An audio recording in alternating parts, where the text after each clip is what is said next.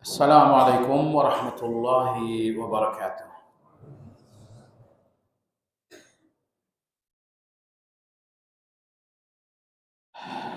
الحمد لله حمدا كثيرا طيبا مباركا فيه كما يحب ربنا تبارك وتعالى ويرضى. وأشهد أن لا إله إلا الله وحده لا شريك له، وأشهد أن محمدا عبده ورسوله لا نبي بعده. اللهم صل وسلم على محمد وعلى آله وأصحابه ومن اهتدى بهديه إلى يوم الدين. يا أيها الذين آمنوا اتقوا الله حق تقاته ولا تموتن إلا وأنتم مسلمون.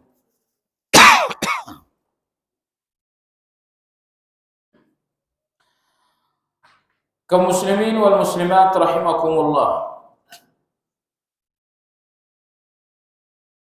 Kajian Asmaul Husna malam ini insyaallah memasuki pembahasan nama Allah yang ke-64, yaitu Al-Wadud. Secara umum Al-Wadud berarti yang maha menyayangi. Seolah tidak berbeda dengan Ar-Rahim yang juga berarti maha menyayangi.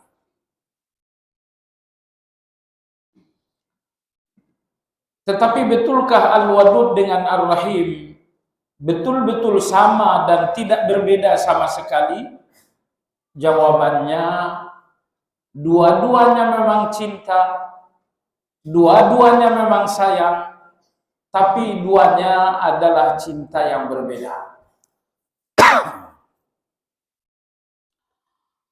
Perbedaan antara Al-Wadud dengan Ar-Rahim dituliskan Imam Ghazali rahimahullah dalam kitab Asmaul Husna beliau. Dan tulisan beliau kemudian diikuti oleh ulama-ulama mutaakhir. Beliau menyebutkan Ar-Rahim yang maha menyayangi hamba-hambanya karena sebab tertentu. Jadi Anda memiliki satu sebab yang mengundang kasih sayang Allah, itu dinamakan dengan Ar-Rahim. Misalnya, Anda melakukan salat, tentu Allah akan menyayangi Anda. Artinya di dalam kasih sayang Ar-Rahim, seorang hamba melakukan sesuatu terlebih dahulu, baru kemudian Allah menyayangi. Maka kasih sayang Ar-Rahim adalah kasih sayang karena di dalam diri seorang hamba ada sebab-sebab kasih sayang tersebut. Adapun Al-Wadud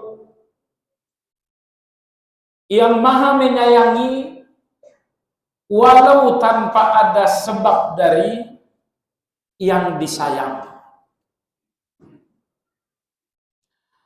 Ambil contoh misalnya bayi yang baru saja lahir. Perhatikan bagaimana Allah Azza wa Jalla sangat menyayangi bayi tersebut. Allah berikan kesehatan, Allah berikan perlindungan dan selanjutnya. Apakah bayi ini melakukan sesuatu yang mengundang kasih sayang Allah? Jawabannya tidak.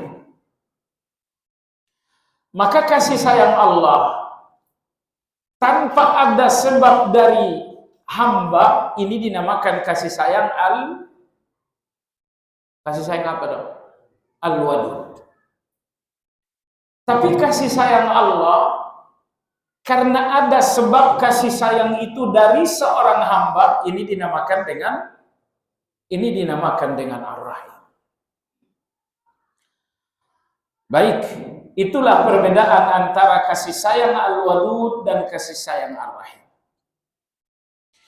Al-Wadud kata sifat dan kata dasarnya bahasa Indonesia.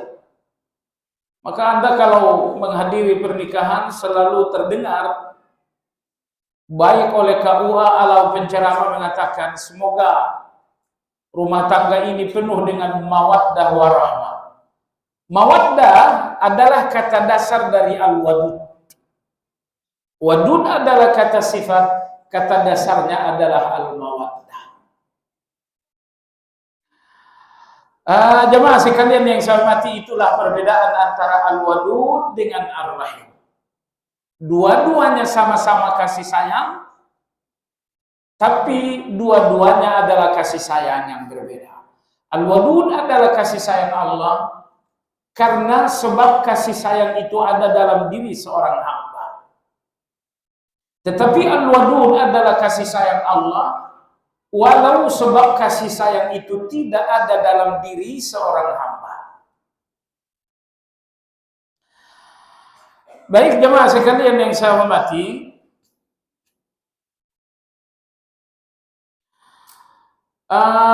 ulama-ulama kita, kalau kita himpun komentar para ulama-ulama, dalam hal ini saya mengutip catatan Imam Az-Zajjaji, begitu juga dengan Imam Ibnu Qayyim dalam An-Nuniyah.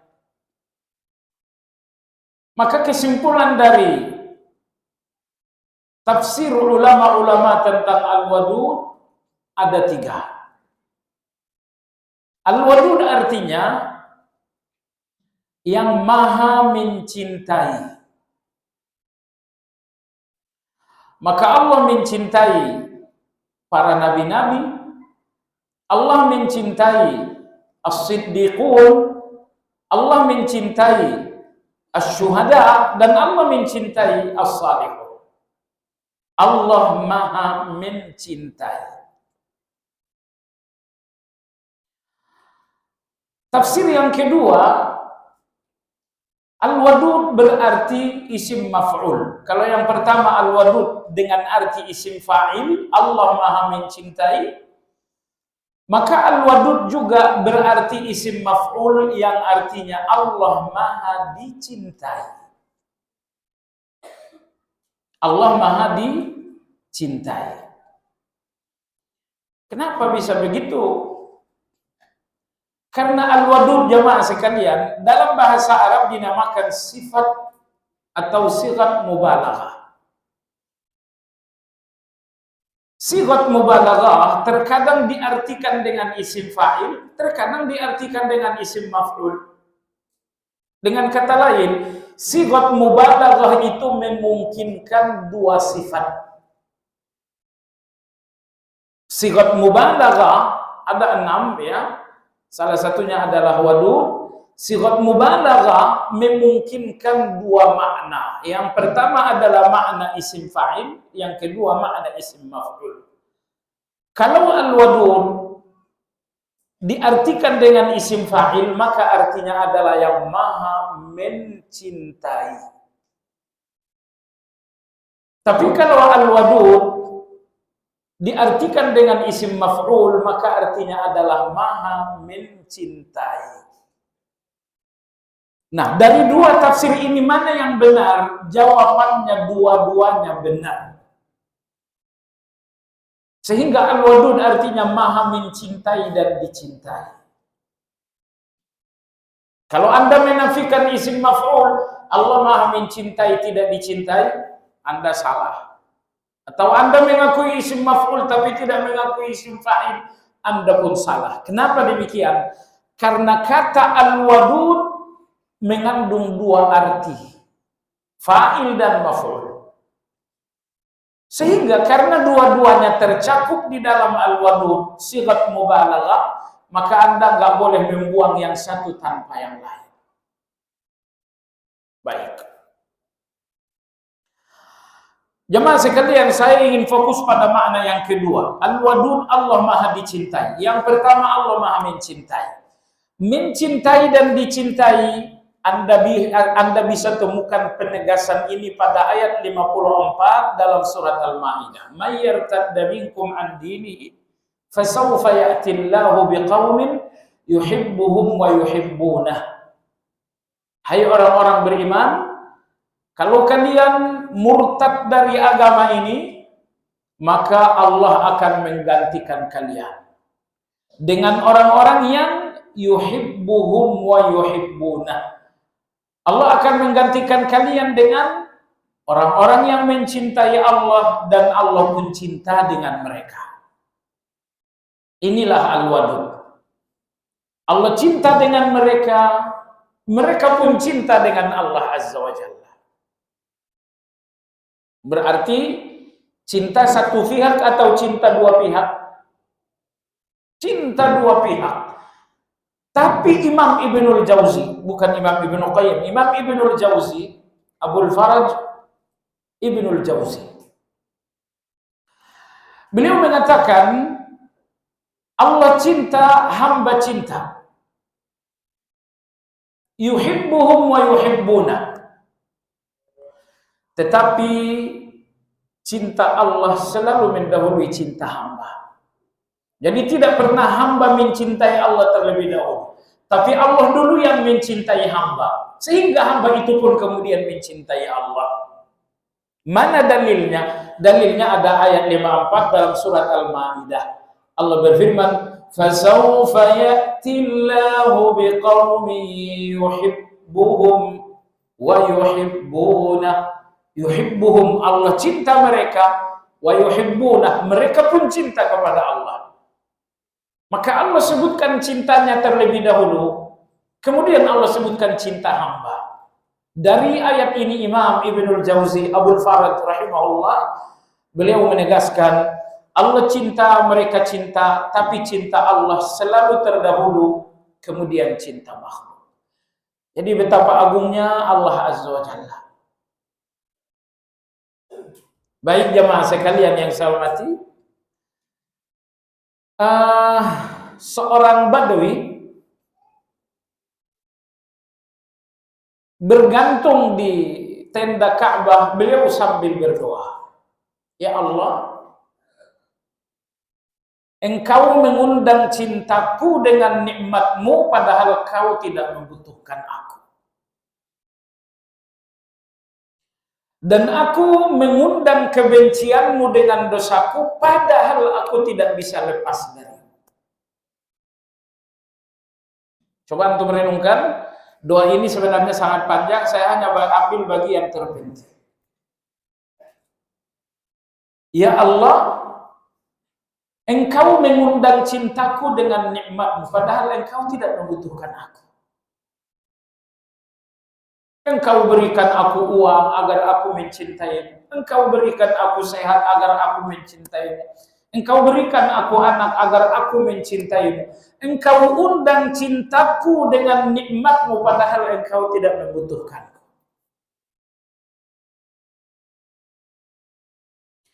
Wa atabaghadu ilaika bi'isyani ma'a faqri ilaik. Tetapi aku justru mengundang kebencian-Mu dengan dosaku. Aku berdusta dan ini mengundang benci-Mu. Aku maksiat dan ini mengundang benci-Mu. Aku mengundang kebencian-Mu dengan dosa-dosaku, padahal aku tidak bisa lepas dari-Mu. Ini doa seorang Badui. Kalau bahasa kitanya, orang udik kali ya. Iya. Orang udik tapi hatinya luar biasa.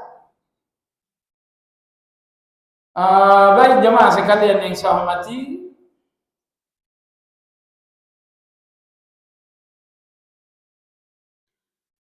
jadi Allah Tabaraka wa Ta'ala Maha mencintai dan Allah Tabaraka wa Ta'ala Maha dicintai.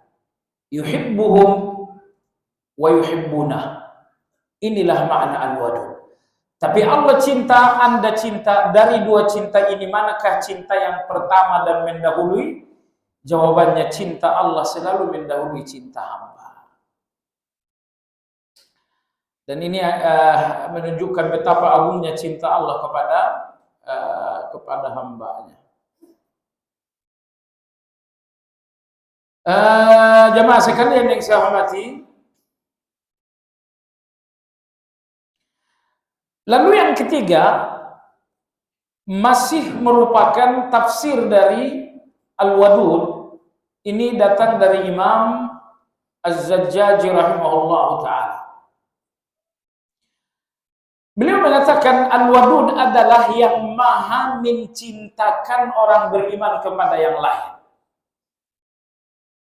Gak tahu bahasa Indonesianya betul nggak begitu?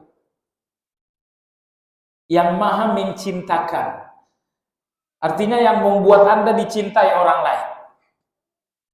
Kan kadang-kadang kita ingin dicintai orang lain, ternyata orang benci. Kan sering begitu. Maka yang membuat orang beriman dicintai oleh orang lain adalah Allah. Itu kira-kira bahasa sederhananya apa itu? Maha mencintakan atau apa?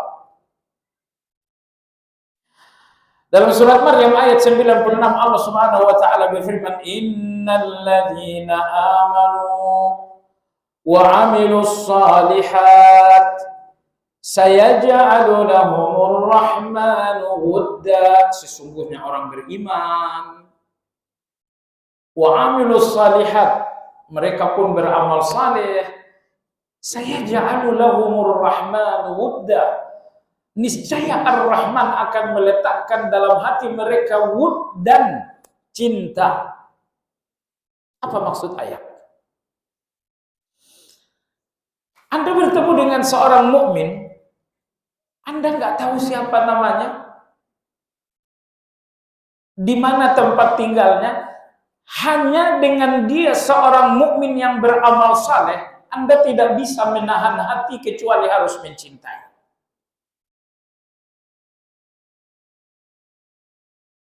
Misalnya seseorang di tengah kita malam ini, dia nggak bisa bahasa Indonesia.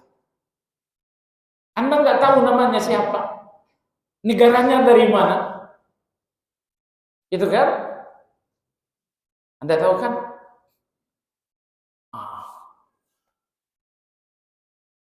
Anda nggak tahu siapa beliau, negaranya dari mana, kepentingannya di Indonesia apa, Anda nggak tahu. Tapi Anda lihat dia orang yang beriman, dan dia pun beramal saleh bersama Anda di masjid ini. Sehingga jatuhlah cinta dalam hati Anda kepada beliau.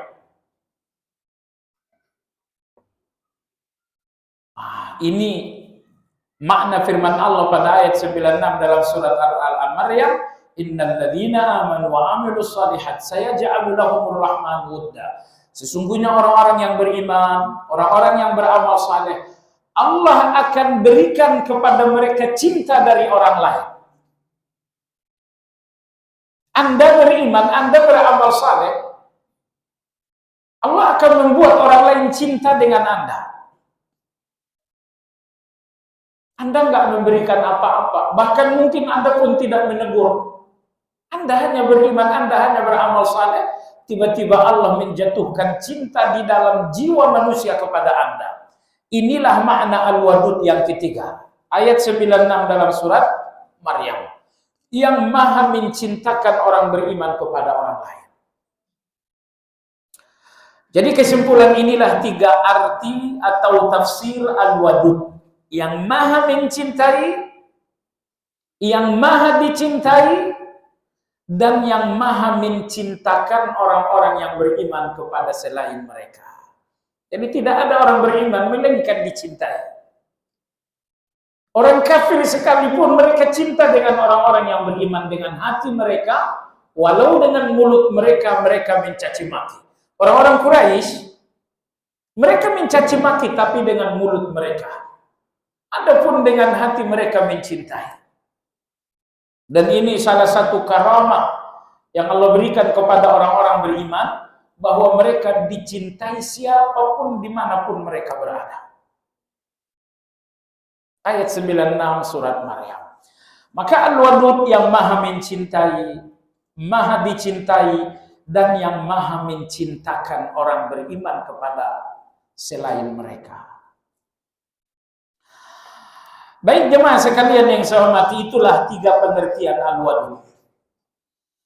Adapun ayat yang menyebutkan Al-Wadud, oh iya, saya ingin tegaskan tafsir yang kedua. Maha mencintai, maha dicintai. Baik Imam Ibnu Taimiyah, begitupun Imam Ibnu Qayyim rahmatullah alaihima, keduanya menurunkan bicara dan tulisan yang panjang lebar tentang cinta kepada Allah. Kesimpulannya, cinta ada 2 macam. Cinta karena zat dan cinta karena sifat.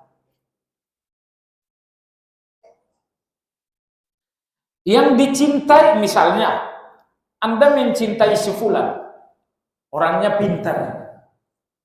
Anda tidak mencintainya karena namanya fulan, tapi Anda mencintainya karena dia pintar. Berarti Anda mencintai zatnya atau sifatnya? Anda mencintai sifatnya. Dulu Anda mencintai istri Anda karena hidungnya, karena tubuhnya. Tapi itu nggak tahan lama. Akhirnya Anda mencintai karena dia saleh, saleha, karena dia bertakwa dan lain-lain. Ini namanya cinta karena sifat.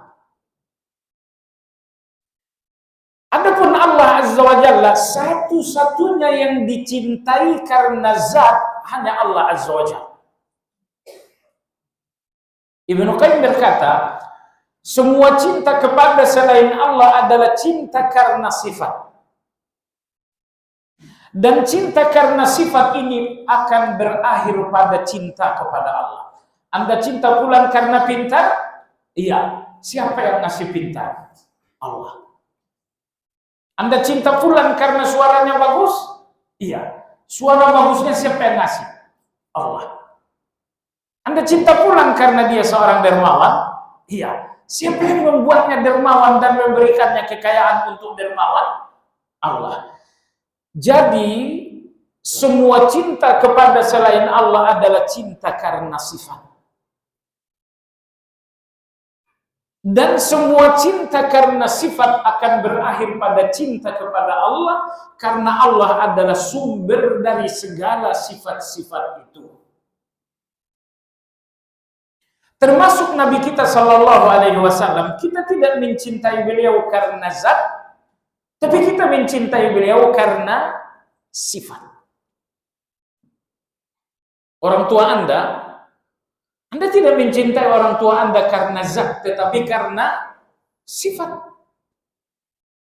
Saya ulangi sekali lagi, semua cinta kepada selain Allah adalah cinta sifat. Dan semua cinta sifat dengan segala bentuk-bentuknya berakhir pada Allah. Berujung pada Allah. Karena semua sifat-sifat ini berpangkal pada Allah Subhanahu wa Ta'ala. Maka yang dicintai karena zat hanya satu, yaitu Allah Subhanahu, hanya Allah Subhanahu wa Ta'ala yang dicintai karena zat. Ya mahabbatun li nafsihi, hanya Allah yang dicintai karena dirinya. Anda nggak mencintai saya karena diri saya, tapi karena sifat saya. Saya berhasil membangun 2 sifat yang mulia, sebatas itulah Anda cinta dengan saya. Tapi kalau saya berhasil membangun 50 sifat mulia dalam diri saya, maka cinta Anda pun naik menjadi 50 poin. Karena manusia dicintai karena sifat, maka kadar cinta kepada manusia sesuai dengan kadar sifat. Saya memiliki 1 sifat mulia, sejauh itulah Anda mencintai saya. Tapi saya memiliki 50 sifat mulia, maka 50 kali lipat pula Anda mencintai saya. Karena cinta kepada selain Allah adalah cinta karena sifat, maka besarnya cinta Anda kepada seseorang sesuai dengan kadar sifat-sifat mulia itu. Tentu jemaah sekalian,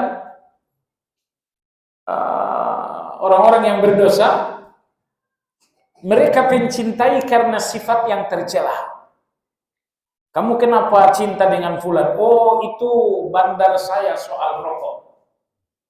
Oh, Anda mencintainya karena satu sifat, tapi sifat yang tercela. Karena orang tercela akan selalu mencari yang sama dengan dirinya juga. Perokok, mana betah dia jalan berhari-hari bersama dengan yang tidak perokok.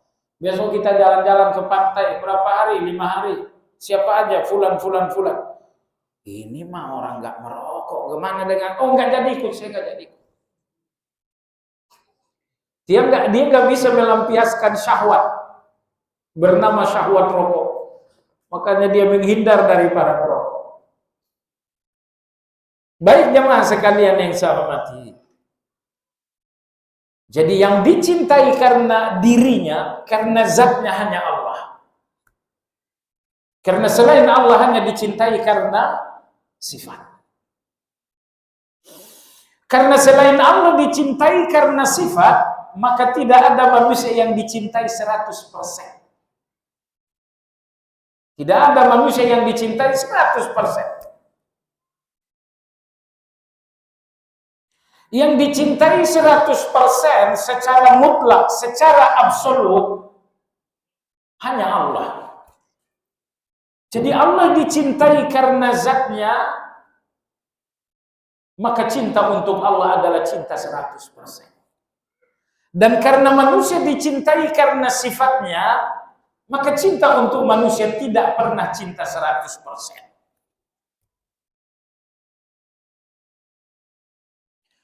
Imam Ibnu Qayyim rahimahullah beliau mengatakan, induk akhlak yang mulia itu ada 5. Ada 4. Saya sebutkan yang keempat saja. 1, 2, 3 nanti kita sampaikan dalam kesempatan lain. Apa induk akhlak yang kelima? Al-adl, seimbang. Tidak berlebihan. Kalau si fulan ini hanya punya satu sifat yang baik, tapi cinta Anda seolah-olah dia memiliki 100% kebaikan, Anda nggak seimbang. Anda tidak dinamakan orang yang berakhlak. Kenapa Anda mencintai orang ini melebihi kadar sifat baik yang ada pada dirinya? Oke. Si fulan ini Anda benci, kesalahannya satu, tapi Anda membenci seolah-olah dia salah 100%. Anda pun salah. Benci orang ini, tapi sesuai dengan kadar salah yang ada pada dirinya. Cintai orang ini, tapi sesuai dengan kadar sifat baik yang ada dalam dirinya. Ini yang dinamakan dengan adil. Adapun Anda mencintai sifat baik melebihi sifat baik, ini yang dilakukan orang Nasrani kepada Nabi Isa. Mereka mencintai Nabi Isa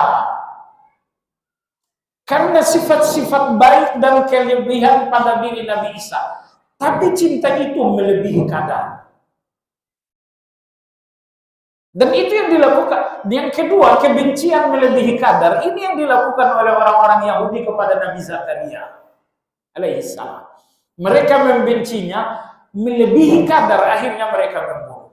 Makanya salah satu induk akhlak yang mulia adalah al-adl, seimbang, tidak berlebihan. Berikan cinta Anda sesuai ukuran. Dan berikan benci Anda sesuai ukuran. Ingat, semua manusia, Anda, saya, dan siapapun, dalam dirinya ada faktor-faktor yang dicintai, dan dalam dirinya ada faktor-faktor yang dibenci. Jangankan orang lain, orang tua Anda, orang tua saya sekalipun, dalam diri mereka ada sifat-sifat baik yang harus dicintai, dan dalam diri mereka ada sifat-sifat buruk yang harus saya benci. Benar tidak? Atau orang tua Anda 100% memiliki sifat baik? Itu namanya menuhankan orang tua. Istri kita jemaah sekalian, mereka memiliki sifat-sifat baik, mereka juga memiliki sifat-sifat buruk. Di sifat-sifat baik mereka berikan cinta, tetapi pada sifat-sifat buruk mereka berikan benci. Tapi al-adal, seimbang. Berikan cinta untuk kebaikan mereka sesuai kadar kebaikan, jangan berlebihan. Berikan benci Anda untuk keburukan mereka, tapi sesuai keburukan mereka, jangan berlebihan.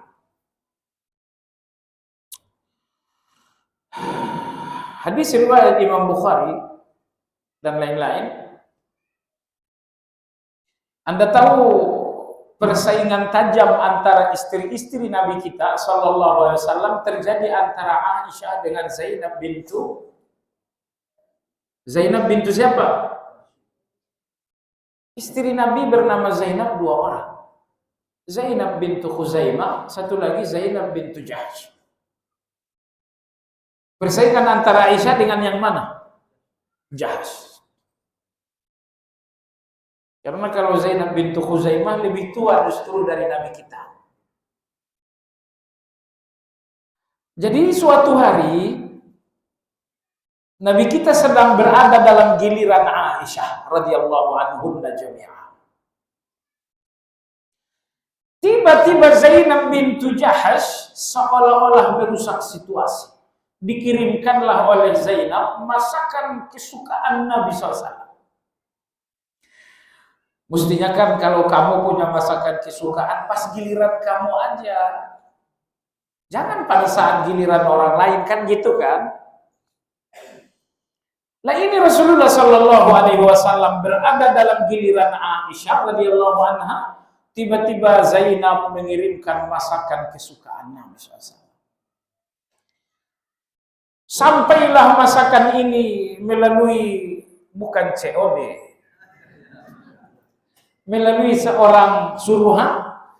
Saat itu Nabi sedang berbicara dengan sejumlah sahabat. Suruhan ini datang membawa masakan Zainab kepada Nabi SAW di rumah Aisyah radhiyallahu anha. Saat itu Nabi sedang bicara dengan para sahabat. Oh, tak tanggung-tanggung, Ummul Mukminin Aisyah radhiyallahu anha marah besar, cemburunya terbakar. Ditamparlah tangan suruhan tadi sampai tempat kue atau makanan itu jatuh, pecah, dan makanan semuanya jatuh. Kata Nabi SAW, gharat ummukum. Kata Nabi SAW, ibu kalian cemburu. Pertanyaan jamaah sekalian, Nabi kita marah tidak terhadap Aisyah? Nabi hanya mengucapkan 2 kata, gharat ummukum. Ibu kalian lagi cemburu. Tidak ada kata yang ketiga, apalagi keempat dan kelima. Cuma 2 kata, gharat ummukum. Nabi kita marah enggak tuh? Enggak, menurut Anda beliau marah enggak? Tidak marah. Jadi beliau tidak marah, apalagi menghukum. Padahal menurut Anda Aisyah radhiyallahu anha salah atau tidak? Menurut Anda salah enggak? Kenapa enggak dihukum atau dimarahi saja?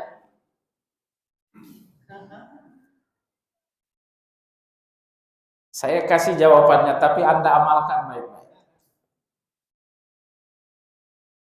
Jawabannya langsung dari Imam Ibnu Hajar dalam Fathul Bari.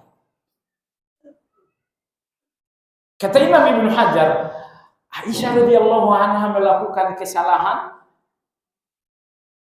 memukul piring sampai pecah, makanannya tumpah, dan itu berlangsung di depan orang banyak.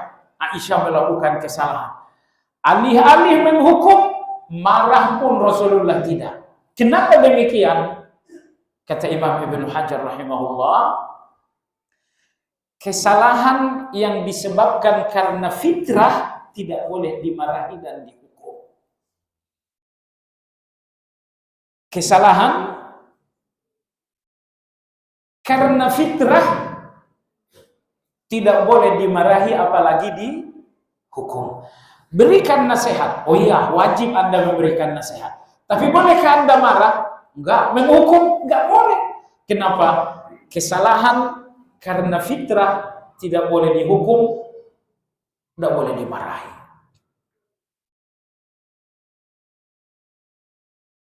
Jadi kalau kawan di atas misalnya nanti marah, oh ini fitrahnya dia. Fitrahnya dia, Anda diam saja, jangan marah. Tapi begitu juga kalau suami mengatakan, "Mami, saya pengen buka cabang." Anda yang di atas juga jangan marah. Itu fitrahnya dia juga. Semua kesalahan karena fitrah tidak boleh dihukum. Nah, pengurus-pengurus masjid dengerin. Bermain-main fitrah anak-anak bukan. Mana ada anak-anak yang nggak bermain? Jadi kalau ada anak masuk ke masjid, mereka sholat sambil injak-injak kawan, mereka sholat sambil bercanda, salah nggak tuh? Enggak. Anak-anak yang sholat sambil bercanda, salah nggak? Salah. Tapi salahnya karena memang fitrah anak-anak bermain. Oh, jangan marahin. Jangan dimarahin. Anda berikan nasihat, silakan. Mulai dari nasihat lembut sampai nasihat setengah lembut, silakan saja. Tapi bahwa Anda menghukum, jangan. Tidak boleh menghukum kesalahan yang disebabkan karena fitrah. Sudah ya? Jadi kembali kepada Aisyah, seimbang saja. Kalau Aisyah yang di rumah kita lagi marah, dan ini murni soal fitrah, Anda sebagai laki-laki diam saja. Ini fitrahnya dia, saya nggak boleh marah. Tapi begitu juga kepada istri. Kalau yang laki-laki lagi punya permintaan macam-macam, sepanjang itu adalah fitrahnya dia, Anda pun nggak boleh sewa. Jangan sampai giliran masak Anda kasih garam setengah laut pantai utara. Kenapa ini suami saya makin gila ini? Permintaannya macam-macam. Oh, permintaan suamimu itu memang fitrahnya dia. Jadi jangan dinasihati saja. Mas, kalau mau terjun pakai payung, gituin aja. Jangan terjun nggak pakai payung. Baik jemaah sekalian, jadi Al-Wadud yang maha mencintai, maha dicintai, dan maha mencintakan orang-orang yang beriman kepada selain mereka. Al-Quranul Karim menyebutkan Al-Wadud 2 kali. Salah satunya pada ayat 14 dalam surat Al-Buruj. Allah berfirman, "Wa huwal ghafurul wadud." Dan dialah Al-Ghafur, Maha Pengampun. Al-Wadud. Ibnu Abbas radhiyallahu anhu menafsirkan Al-Wadud, kata Ibnu Abbas, Al-Wadud ay Al-Habib. Al-Wadud, tafsir Ibnu Abbas adalah Al-Habib. Makanya kalau ada berdoa, Anda berdoa Allahumma ya Habibi. Boleh tak? Boleh tidak? Jawabannya boleh. Mana dalilnya? Ibnu Abbas menafsirkan Al-Wadud dalam surat Al-Buruj dengan Al-Habib. Menafsirkan Al-Wadud dengan Al-Habib. Makanya kalau Anda berdoa, Anda katakan Allahumma ya Habibi. Wahai Allah yang aku cintai, berikan aku kasih sayang, berikan aku hidayah, berikan aku pertolongan. Jadi boleh. Jadi jangan sampai nanti ada yang berdoa Allahumma ya Habibi. Siapa yang mengampuni kau kecuali engkau ya Habibi. Lalu ada mengatakan, oh kamu romantis berlebihan dengan Allah. Jangan manggil Allah Habibi. Jawabannya Anda salah. Boleh berdoa memanggil Allah dengan Ya Habibi atau Ya Habib, karena Allah mensifat menamai dirinya dengan Al-Wadud. Lalu Ibnu Abbas menafsirkan Al-Wadud dengan Al-Habib. Jadi boleh. Ya kan? Allahumma ya Wadud, Allahumma ya Habib, Allahumma ya Rahim. Ya Habib atau Ya Habibi.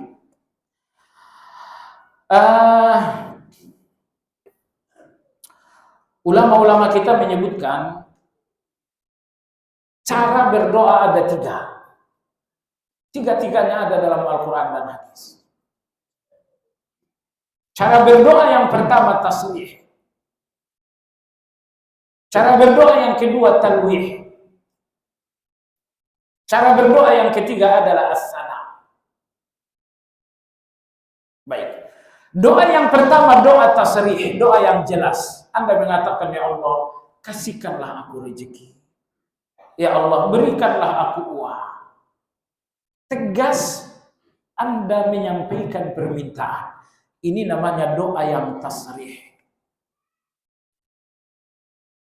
Doa yang jelas. Doa yang kedua, tanwih atau ta'rif. Doa yang kedua ini enggak jelas, cuma nyindir Allah saja. Anda menyindir Allah, ya Allah, saya lagi sakit. Titik. Ya Allah, aku sedang dihina oleh orang. Nabi Ayub, Anda lihat pada ayat 83 surat Al-Anbiya, beliau minta sehat, tapi bukan dengan doa tasrih, melainkan doa talwih. Allah berfirman, wa ayyuba idnada rabbahu anni massani ad-dur wa anta arhamur rahimin. Dan Ayub ketika berdoa, ya Allah, aku dalam keadaan sakit. Engkau Maha Penyayang. Bahkan Engkau paling penyayang dari semua yang menyayang. Saya ulangi, Ayub berdoa, ya Allah, aku dalam keadaan sakit, Engkaulah yang Maha Penyayang. Engkau paling penyayang dari semua yang menyayang. Apakah Nabi Ayub meminta dengan tegas? Enggak, beliau meminta dengan bahasa sindiran. Kenapa tak tegas Nabi Ayub berdoa? Ketika doa ini disampaikan Nabi Ayub, ada rasa malu.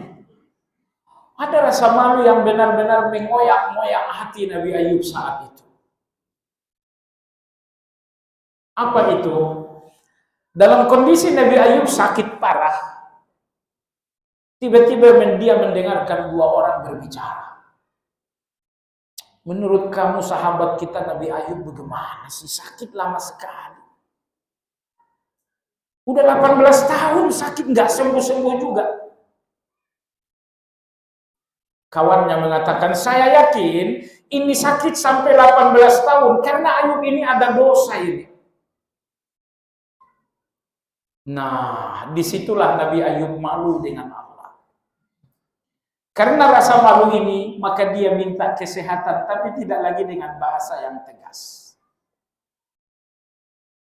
Ya, dia minta kesehatan, tetapi dengan bahasa sindiran. Wa Ayyub idh nada rabbahu anni massani ad-durru wa anta arhamur rahimin. Dan ingatlah Ayub ketika beliau berdoa, ya Allah, aku dalam keadaan sakit, namun Engkaulah yang paling penyayang. Kenapa Nabi Ayub tidak tegas meminta? Karena saat doa disampaikan, bersamaan dengan itu beliau merasa malu dengan ucapan orang tadi. Ini 18 tahun sakit pasti karena ada dosa. Nabi Ayub tidak membersihkan dan mensucikan diri. Ya mungkin saja mereka benar. Saya ada dosa dengan Allah. Nah, rasa malu itulah yang sedang dirasakan Ayub alaihissalam, sehingga ketika dia berdoa, rasa malu menghalanginya untuk berdoa dengan bahasa yang tegas. Maka dia berdoa dengan bahasa talwih. Beliau berdoa dengan bahasa sindiran. Baik, ini jenis doa yang kedua. Kita masuk waktu? Iya, kita azan sebentar.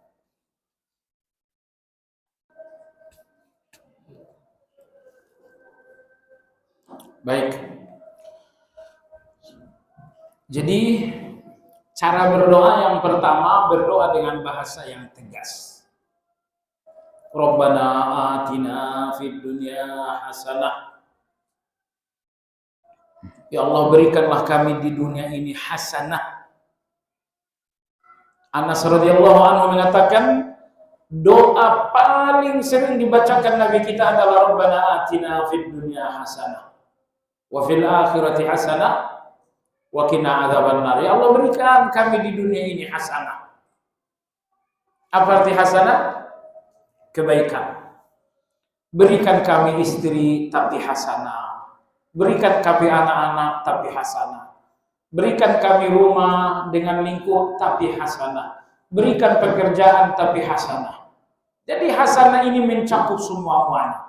Engkau berikan kami anak tapi jadikan yang hasanah. Berikan istri, jadikan hasanah, dan selanjutnya. Itu doa yang tegas. Doa yang kedua adalah doa sindiran. Doa yang ketiga, jemaah sekalian. Doa yang ketiga, bagian dari doa sindiran. Doa sindiran ketika Anda dalam keadaan susah, Anda mengatakan, Ya Hayyu Ya Qayyum birahmatika astaghits. Ya Allah, Hayyu, Engkau yang maha hidup. Qayyum, Engkau yang maha mengurus. Engkau maha mengurus. Kalau Allah mengurus namanya Qayyum. Tapi kalau Anda mengurus namanya Qawwam. Maka Allah berfirman tentang suami, Ar-rijalu qawwamuna 'alan nisa. Jadi jangan Anda berpikir qawwamun artinya pemimpin. Kamu nyungsap di depan saya.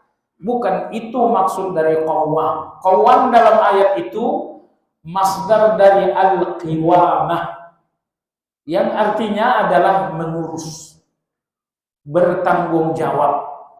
Ya Hayyu Ya Qayyum birahmatika astaghits. Ya Allah yang maha hayyun dan qayyum, maha hidup, maha mengurus, dengan kasih sayangmu lah aku minta pertolongan. Anda tidak tegas pertolongan apa? Baik. Jenis doa yang ketiga, jemaah sekalian, jenis doa yang ketiga, Anda tidak tegas meminta tasrih. Anda tidak tarwih, menyindir dalam meminta. Tapi yang ketiga, Anda cuma memuji saja. Anda cuma memuji saja. Pujian Anda, permintaan Anda, subhanallah. Kalau saya lihat pici Anda bagus, saya bilang, Masya Allah, picinya bagus banget. Itu kalau Anda alami berpikir, paling-paling jawabannya jazakallahu khairan. Itu pikiran alami banget itu. Tapi kalau Anda berpikir luar biasa, bagus peci saya, iya ambil buat kamu. Nah itu. Karena memuji berarti meminta. Makanya ketika Anda dalam kesulitan, Anda memintalah kepada Allah, tapi cukup dengan bahasa memuji. Salah satunya, La ilaha illa anta subhanaka inni kuntu minadh dhalimin. Anda tidak meminta dengan bahasa yang tegas, Anda tidak meminta dengan bahasa menyindir, Anda hanya menyanjung. Apa masalah kamu? Hutang nggak lunas-lunas? Oh sudah. Puji saja Allah. Allah tahu kenapa kamu memuji. La ilaha illa anta subhanaka inni kuntu minadh dhalimin. Apa masalah kamu? Penderitaan tak kapan berakhir. Sudah, puji saja Allah. Allah tahu kenapa kamu memuji. Kamu memuji pasti karena kamu sedang butuh. Puji saja Allah. La haula wa la quwwata illa billah. Jadi ini semuanya pujian-pujian, tapi maknanya adalah doa. Allah Maha tahu. Hamba kalau memuji berarti hamba sedang butuh. Allah Maha tahu. Baik jemaah sekalian. Jadi inilah 3 cara berdoa. 3-tiganya ada dalam Al-Quran dan hadis. Subhanallah, dalam Fatihah 3 jenis doa ini terkandung dengan baik. Doa dengan memuji, Alhamdulillahi Rabbil Alamin, Ar-Rahmanir Rahim, Maliki Yawmiddin. Ini semuanya pujian. Iyyaka na'budu wa iyyaka nasta'in. Ini menyindir. Ya Allah, kepadamu-lah aku berdoa, beribadah. Ya Allah, kepadamu-lah aku minta pertolongan. Ini menyindir. Bagian akhir ini tegas. Ihdinas siratal mustaqim, siratal ladzina an'amta 'alaihim, ghairil maghdubi 'alaihim waladdallin. Bagian awal doa dengan memuji, bagian tengah doa dalam bentuk sindiran, bagian akhir doa dalam bentuk yang sangat tegas.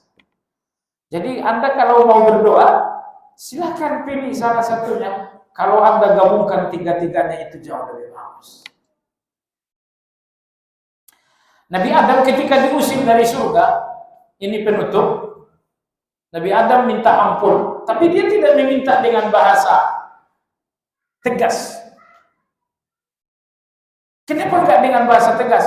Nabi Adam sedang dikuasai rasa malu. Rasa malu itu menghalangi Adam alaihi salam meminta dengan bahasa yang tegas. Tapi dia tetap harus meminta.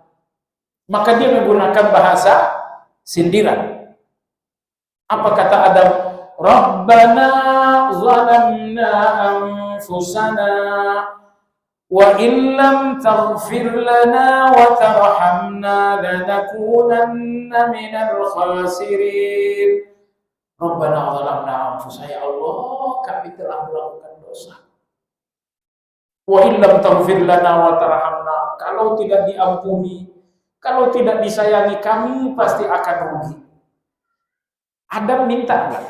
Dia tidak meminta dengan bahasa yang tegas, tapi Adam alaihi salam meminta dengan bahasa menyindir. Kenapa Nabi Adam menyindir? Sekali lagi sama dengan Nabi Ayub. Situasi Nabi Adam saat itu adalah situasi sedang malu. Sedang malu karena habis melanggar. Karena situasinya situasi malu, tentu Nabi Adam tidak mungkin meminta dengan bahasa yang tegas. Maka beliau meminta dengan bahasa yang menyindir. Ya, kalau nabi-nabi ya seperti itu. Kalau kita nggak ada. Main tembak 12 pas terus. Mau berdosa sebesar apapun, permintaannya tetap bahasanya tegas. Baik jemaah sekalian, sekira waktu sudah agak panjang berlalu, kita sudahi sampai di sini. Subhanakallahumma wa bihamdika asyhadu an la ilaha illa anta astaghfiruka wa atubu ilaik. Alhamdulillahirabbil alamin. Assalamualaikum warahmatullahi wabarakatuh.